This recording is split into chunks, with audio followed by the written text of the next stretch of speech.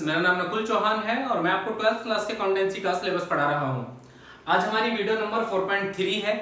Video number 4.2 में हमने goodwill के अकाउंटिंग ट्रीटमेंट के बारे में डिस्कस किया था, जिसमें हमने गुडविल के डिफरेंट केसेस पढ़े थे कि जब एक नया पार्टनर बिजनेस में एडमिट होता है तो एडमिशन के टाइम पर वो गुडविल की जो लेकर आएगा उसका ट्रीटमेंट कैसे किया जाता है। बट आज जिस हम गुडविल की बात कर रहे हैं ये भी एडमिशन के टाइम पर है, बट ये गुडविल एक हिडन नेचर की होती है। फिर से हिडन नेचर क्यों कहा गया? क्योंकि गुडविल की वैल्यूएशन हमें डायरेक्ट नहीं दी जाती, गुडविल का अमाउंट हमें डायरेक्ट नहीं दिया जाता, हमें गुडविल को एक्चुअल में सर्च करना होता है पार्टनर की कैपिटल के थ्रू। तो इसलिए इसको एक हिडन बेसिस कहा गया है। आज का टॉपिक हमारा हिडन गुडविल है। हिडन गुडविल हमें कैलकुलेट कैसे करनी होती है? देखो, हिडन गुडविल कैलकुलेट करने के लिए मैंने हिडन के बारे में कुछ लिखा है यहाँ पर। Sometimes the value of goodwill of the firm is not given. कभी कभी क्या होगा, जो गुडविल की वैल्यू है वो तुम्हें नहीं दी होगी क्वेश्चन में। It has to be calculated on the basis of total capital. ये किस बेसिस पर कैलकुलेट करी जाएगी? Total capital of the firm. ये चीज ध्यान रखना, जब तुम्हें क्वेश्चन के अंदर गुडविल की वैल्यू ना दी हो तो उस केस में तुम्हें गुडविल की वैल्यू को टोटल कैपिटल के बेस पे कैलकुलेट करना पड़ सकता है। बट मैं ये श्योर नहीं हूं कि हाँ भाई 100% गुडविल आएगी ही आएगी। हो सकता है गुडविल ना भी हो। जिस क्वेश्चन के अंदर तुम्हें गुडविल ना दी हो उस क्वेश्चन में तुम्हें चेक करना पड़ सकता है कि क्या उसके अंदर गुडविल ऐसा तो नहीं है जो हाइड हो रही हो। हाइड का मतलब गुडविल दी नहीं है, गुडविल हिडन है। हिडन गुडविल का कांसेप्ट ऐसा ही होता है, जो गुडविल तुम्हें नहीं दी होती तो तुम्हें कैपिटल के बेसिस पर गुडविल की वैल्यूएशन करनी होती है। और ये जो गुडविल हमारे पास आती है इसको हिडन गुडविल का नाम दिया जाता है। हिडन गुडविल कैसे कैलकुलेट की जाएगी? देखो, हिडन गुडविल कैलकुलेट करने का ये हमारे पास मैंने एक फॉर्मूला लिखा है। बट फॉर्मूला बताने से पहले मैं तुम्हें एक एग्जांपल बताता हूं। देखो, एग्जांपल के लिए एक जो है पार्टनरशिप बिजनेस है और इस पार्टनरशिप बिजनेस के अंदर दो इसके बिजनेस के पार्टनर हैं, एक ए है और एक बी है। इस बिजनेस के अंदर एक नया पार्टनर, एक न्यू पार्टनर सी एडमिट होता है। ये इस बिजनेस में क्या होता है? एडमिट होता है। और एडमिशन के टाइम पर ये बिजनेस में एक कैपिटल लेकर आता है। मान लो सी जो है बिजनेस में एक अमाउंट लेकर आया, कैपिटल लेकर आया, और ये जो कैपिटल लेकर आया है ये मान लो ये लेकर आता है कितने? 50,000 रुपीज। सी जो है इस बिजनेस के अंदर 50,000 रुपए लेकर आता है। अब हमें पता है जब सी बिजनेस में एडमिट होगा तो सी को ए और बी एक शेयर भी देंगे। ये जो एडमिट हुआ होगा ये एक शेयर के लिए एडमिट हुआ होगा। मान लो ए और बी ने डिसाइड करा कि सी जो एडमिट हुआ है ये एडमिट हुआ है 1/5 शेयर के लिए। इसका मतलब क्या है कि जो फर्म की टोटल कैपिटल होगी उसका 1/5 पोर्शन सी ने लगा रखा है। मतलब फर्म की टोटल कैपिटल का 1/5 जो है वो सी ने लगाया है। कितना है? जो 50,000। तो मैं ये भी तो फाइंड कर सकता हूं कि फर्म की टोटल कैपिटल कितनी होगी। मैं क्या कह रहा हूं, टोटल कैपिटल ये पता कर लो नए पार्टनर के अकॉर्डिंग कितनी है। देखो, फर्म की जो टोटल कैपिटल है, total capital of new firm multiply by उस टोटल कैपिटल का जो 1/5 है ये लेकर आया है सी अपनी कैपिटल। क्वेश्चन के अकॉर्डिंग अगर मैं इस एग्जांपल के अकॉर्डिंग देखूं तो ये कंडीशन बनती है कि फर्म की टोटल कैपिटल का जो 1/5 है वो सी लेकर आया। मुझे पता है टोटल कैपिटल तो नहीं पता, बट 1/5 और सी की कैपिटल कितनी है ये हमें दे रखी है 50,000।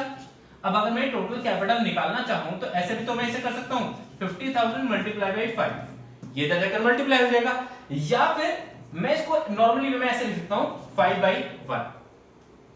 मैंने एक्चुअल में क्या करा, जो नया पार्टनर है इस नए पार्टनर की कैपिटल लिखी और मल्टीप्लाई कर दिया उसके शेयर के बिल्कुल अपोजिट से। भाई बात तो वही बनी ना, हमने इधर से इधर भेजा तो उसका शेयर का अपोजिट हो गया। तो मैं इसे इस वे में लिख सकता हूं।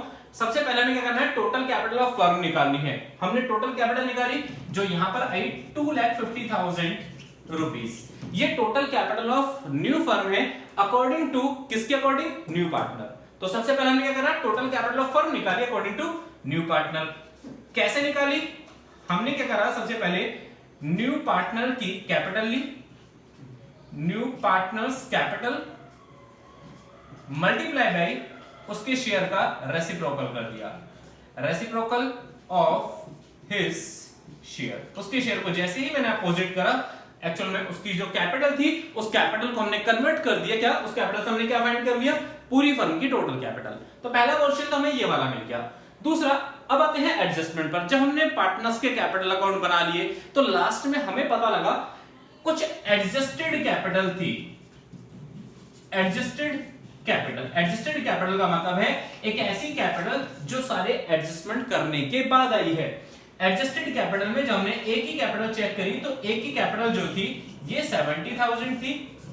बी की कैपिटल चेक करी तो बी की कैपिटल जो है 80,000 थी, और या फिर मैं इसको थोड़ा बढ़ाता हूं, ये 90,000 थी, ये 80,000, और हमें पता है नया पार्टनर भी अब एडमिट हो चुका है क्योंकि हम तो नई फर्म की एडजस्टेड कैपिटल निकाल रहे हैं।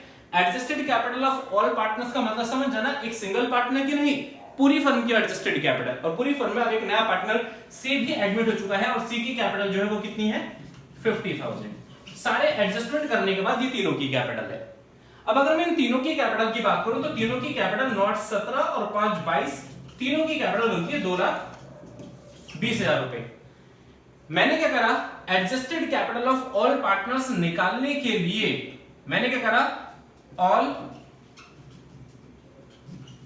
पार्टनर्स कैपिटल, जो जितने भी पार्टनर्स थे उन पार्टनर्स की कैपिटल का क्या कर दिया, मैंने सम कर दिया, टोटल कर दिया। और इन पार्टनर्स की जैसे ही मैंने कैपिटल को टोटल करा, एडजस्टेड कैपिटल होनी चाहिए, ध्यान रखना, इन पार्टनर की जैसे ही एडजस्टेड कैपिटल को मैंने टोटल करा, मुझे क्या मिल गया, adjusted capital of all partners.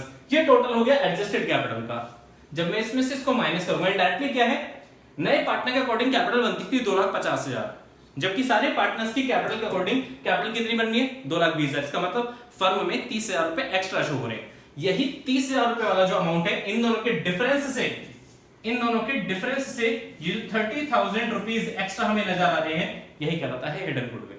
तो एक्चुअल में यहां पर जो वैल्यू ऑफ गुडविल आ जाएगी, ये आ जाएगी कितने से, 30,000 रुपीज से, इस एग्जांपल के अकॉर्डिंग। तो सिंपल मैं ये कह सकता हूं, सबसे पहले फाइंड करो total capital of firm according to new partner, फिर फाइंड करो total adjusted capital of firm including new partner. ध्यान रखना, एडजस्टेड कैपिटल जब टोटल निकालेंगे तो इसमें नए पार्टनर की कैपिटल को भी इंक्लूड करा जाएगा, क्योंकि नए पार्टनर भी तो बिजनेस के अंदर एडमिट हो गया है नई फर्म में।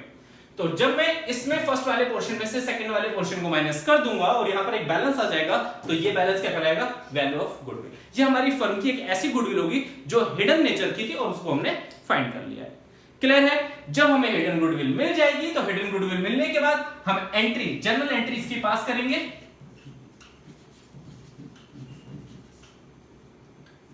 अगर क्वेश्चन तुम्हें कहता है कि नया पार्टनर कैश में गुडविल लेकर आया, तो कैश वाला केस लिख देना, cash account debit to premium for goodwill.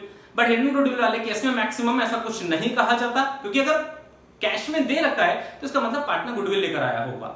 कुछ नहीं कहा गया तो इसका मतलब पार्टनर गुडविल लेकर नहीं आया, और जब गुडविल नहीं आता तो गुडविल का ट्रीटमेंट जो मैंने इस लास्ट वाली वीडियो में 5th केस बताया था, उसमें बताया था when new partner is not able to bring his share of goodwill in cash और बाय चेक, वो वाला एक केस हमारा यहां पर बन जाता है कि नए पार्टनर तो गुडविल लाए ही नहीं। तो ऐसे केस में एंट्री क्या पास कर दी जाती है, जो न्यू पार्टनर है,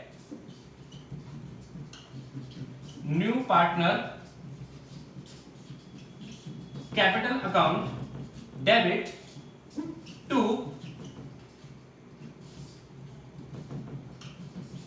सैक्रिफाइसिंग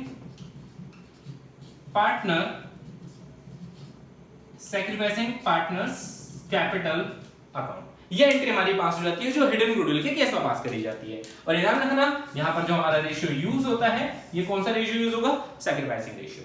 क्लियर है? तो ये हमारा एडमिशन के टाइम पर एक कंप्लीट हिडन गुडविल का कंसेप्ट होता है। हिडन में बस मेनली जो तुम्हें ध्यान रखना है वो क्या रखना है, जब क्वेश्चन में हिडन गुडविल नहीं दी जाएगी तो तुम्हें हिडन गुडविल को पार्टनर की कैपिटल के बेस पर कैलकुलेट करना है। कैपिटल के बेस कैसे लिए जाएंगे, सबसे पहले नए पार्टनर के अकॉर्डिंग टोटल कैपिटल निकालेंगे, फिर उसके बाद सारे पार्टनर्स की एडजस्टेड कैपिटल निकालेंगे, इन दोनों का डिफरेंस ले लेंगे। अगर ये डिफरेंस पॉजिटिव वे में तुम्हें नजर आता है तो यही डिफरेंस कहलाएगा हिडन गुडविल। और इस हिडन गुडविल के लिए एंट्री पास हो जाएगी new partner capital account debit to sacrificing partner capital account.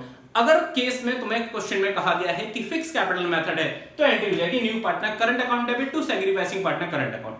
बताया था मैंने लास्ट क्लास में भी, जब कैपिटल हमारी फिक्स दी जाएगी तो जनरल एंट्रीज हमारी करंट अकाउंट के थ्रू पास कर दी जाएंगी, कैपिटल फ्लक्चुएटिंग दी जाएंगी तो जनरल एंट्रीज हमारी कैपिटल अकाउंट के थ्रू पास कर जाएंगी। क्लियर है? तो चलो आज का टॉपिक हम यहीं वाइंड अप करते हैं। नेक्स्ट क्लास में हम revaluation account, partners capital account और बैलेंस शीट, इन तीनों चीज को बनाना सीखेंगे। क्लियर? वीडियो अच्छी लगी हो आपको तो हमारी वीडियोस को लाइक कीजिए, हमारे चैनल को सब्सक्राइब कीजिए और ज्यादा से ज्यादा वीडियोस को हमारे को शेयर भी कीजिए। That's all for today.